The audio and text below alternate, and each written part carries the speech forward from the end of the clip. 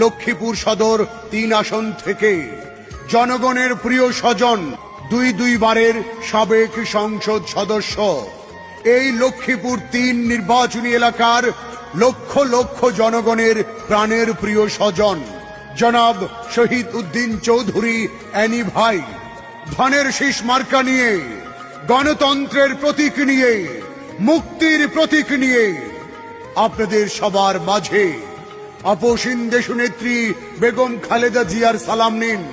Shahid Uddin Chowdhury Annie ভাইকে ধানের শীষ মার্কায় আপনাদের মূল্যবান ভোট দিন। ভোট দিন, ভোট দিন।